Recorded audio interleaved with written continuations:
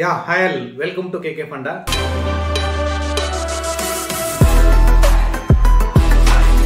One more important content.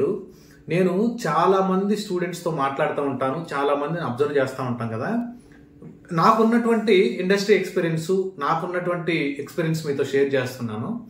యాక్చువల్గా ఇండస్ట్రీలో చాలా మంది హై లెవెల్లో వర్క్ చేస్తూ ఉంటారు అనమాట. వాళ్ళకి ఫండమెంటల్స్ తెలియదు. హై లెవెల్ అని అంటే ఎలా అంటే, ఈ టాస్క్ చేయమన్నామంటే చాట్ జీపీటీనో గూగుల్లో లేకపోతే ఎలా కొట్ట సెర్చ్ చేసుకొని దాన్ని ఇంప్లిమెంట్ చేయడం. యాక్చువల్గా ప్రాసెస్ ఏంటంటే, ఒక ప్రాబ్లం అనుకోండి, ఫర్ ఎగ్జాంపుల్ ఒక సింపుల్ ప్రాబ్లం తీసుకోండి. ఓకే, ఒక అడిషన్ ఆఫ్ 2 నెంబర్స్, 2 నెంబర్ని యాడ్ చేయాలా. నేను నిన్న క్లాస్లో కూడా మా స్టూడెంట్స్ చెప్పుంటాం, that is the problem.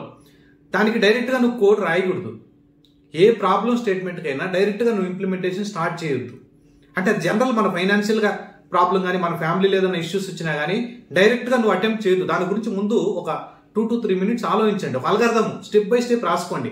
Step 1 ఏం చేయాలా, స్టెప్ 2 ఏం చేయాలా, స్టెప్ 3 ఏం చేయాలా, స్టెప్ 4 ఏం చేయాలా, ఫైనల్ అవుట్పుట్ ఎలా వస్తుందని అలా స్టెప్స్ నీట్గా నోట్ చేసుకొని ఎగ్జిక్యూట్ చేస్తా రావాలి. For example let me tell.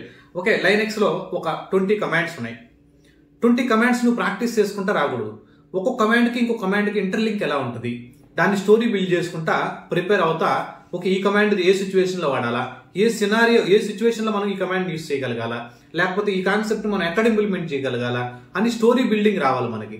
Story building వస్తే ఏమవుతుందంటే ఇంటర్వ్యూలు ఎక్స్ప్లెయిన్ చేయగలం. లేకపోతే మీరు ల్యాప్టాప్ ముందు కూర్చొని ఇలా ప్రాక్టీస్ ఎంతసేపు చేసినా కానీ టైం వేస్ట్ గైస్. ఎన్ని రోజులు మీరు హండ్రెడ్స్ ఆఫ్ డేస్ కాదు పాపం, చాలా మంది నేను అబ్జర్వ్ చేస్తున్నాను. నా సబ్స్క్రైబర్లకు నేను ఇచ్చేటువంటి హార్ట్ఫుల్ సజెషన్ ఏంటంటే, ప్రాక్టీస్ చేసే దాంతో పాటు రివిజన్ కూడా అంత ఇంపార్టెంట్ ఉంటుంది. మీరు ఎంతైతే ప్రాక్టీస్ చేస్తారో అంత టైం కూడా రివిజన్కి స్పెండ్ చేయాలి. నువ్వు ఎంత నేర్చుకున్నావు అన్నది కాదు, ఎంత మన ఆపోజిట్ పర్సన్కి ఇంటర్వ్యూలో మనం ఎంత పర్ఫార్మ్ చేసామనేది ఇంపార్టెంట్. అక్కడ నేను డైలీ 12 hours చదివాను, 20 hours చదివాను కాదు, మీరు ఎంత పర్ఫార్మ్ చేశారని. అందుకని ఒక ప్రాబ్లం వస్తే, ఒక క్యూబర్నెటీస్ పార్ట్ డౌన్ అయిపోయింది, ఒక అప్లికేషన్ పార్ట్ డౌన్ అయింది, ఎలా డీబగ్ చేయాలా, ఎందుకు అప్లికేషన్ డౌన్ అయింది, ఎలా డీబగ్ చేయాలని స్టెప్స్ ఉండాలి ఇక్కడ. ఫస్ట్ స్టెప్ ఏం చేయాలా, సెకండ్ స్టెప్ ఏం చేయాలా, థర్డ్ స్టెప్ ఏం చేయాలా, ఫోర్త్ స్టెప్ ఏం చేయాలా, ఫిఫ్త్ స్టెప్ ఏం చేయాలా, ఫైనల్ గా దానికి అవుట్కమ్ ఎలా తీసుకురావాలా, ఫైనల్ గా RCS ఎలా రాయాలా, ఈ డీటెయిల్స్ అన్ని నీ ఇక్కడ ఒక స్టోరీ కానీ బిల్డ్ అయ్యి ఒక అల్గరిథం కానీ నీ దగ్గర రెడీగా ఉంటే ఎటువంటి ఇంటర్వ్యూనైనా మనం క్రాక్ చేయొచ్చు. ఎంత కాంప్లెక్సిటీ ఇంటర్వ్యూనైనా వాళ్ళు అడిగేది main trouble shooting.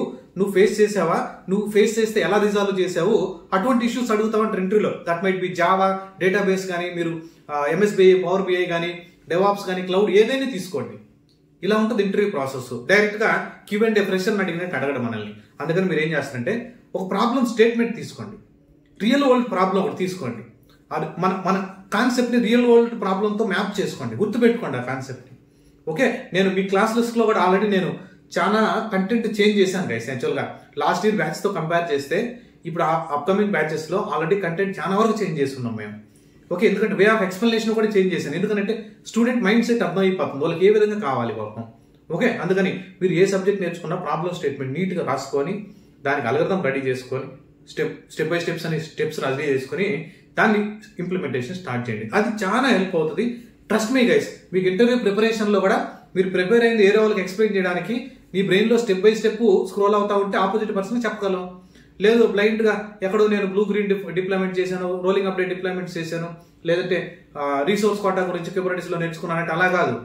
Why you need to learning resource quota in Kubernetes? మనం ఎందుకు నేర్చుకోవాలా, అసలు ప్రాబ్లం ఏంది, యాక్చువల్ ప్రాబ్లం ఏంది, నేమ్ స్పేస్ కోటాని ఎందుకు, మనం నేమ్ స్పేస్ని ఎందుకు రిస్ట్రిక్ట్ చేసుకోవాలా, యాక్చువల్ ప్రాబ్లం స్టేట్మెంట్కి ఆ కాన్సెప్ట్ని ఇంప్లిమెంట్ చేస్తే నీకు లాంగ్ రన్లో గుర్తుంటుంది.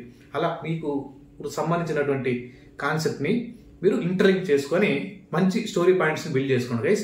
Thank you. మీరు కానీ ఫస్ట్ టైం కానీ మన ఛానల్ కానీ వాచ్ చేస్తుంటే ఖచ్చితంగా మన ఛానల్ని సబ్స్క్రైబ్ చేయండి guys. Thank you, thanks for watching, by by.